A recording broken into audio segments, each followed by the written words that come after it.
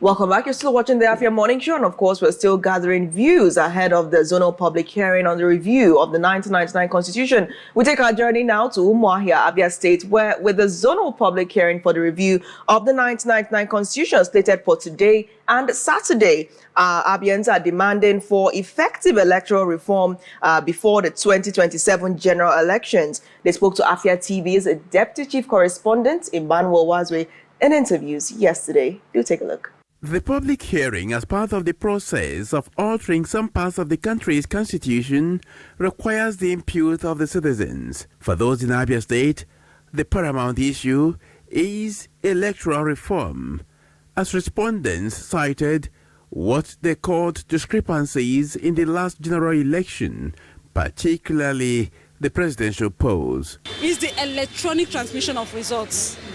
Election results, it is very necessary. At least let us know what we are doing. Let us know the results we are getting. And if there is the voter apathy, let us know it in time. And if a candidate is supported, so that we will know that.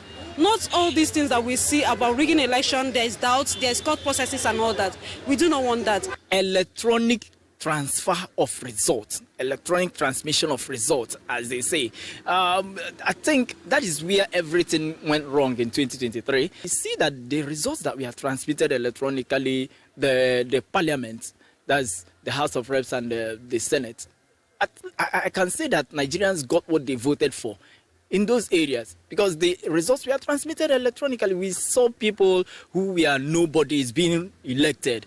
But then when it got to the presidential results, it wasn't transmitted. So for no reason will election results be announced if it wasn't transmitted electronically. So that's the area I would want them to concentrate. As we see, the way the 2023 election went, it's not to write home about. And we should not say, maybe, as you say, this place, there is no network, there is no this and there is no that.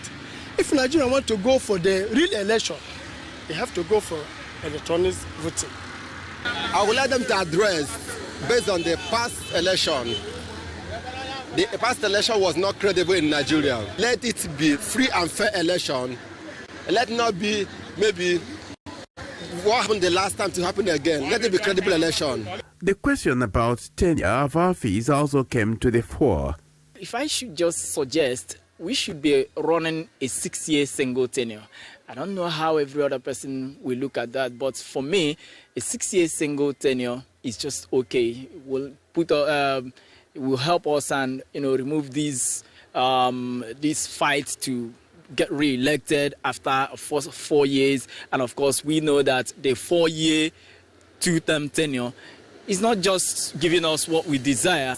By the time someone is elected, 2 years, he's trying to fix things. Then the next 2 years, they are looking for a way to get re-elected. So, and by the time the person is re-elected, the next 2 years, he will try to, finish what he abandoned in the first 2 years. And in the next 2 years, that's the last 2 years of his second tenure, he's looking for a successor. So, for me, we just need to run a single-year 6-term tenure. For INEC Authority, women must be given equal opportunity to excel in the political space. The inclusion of women in political offices.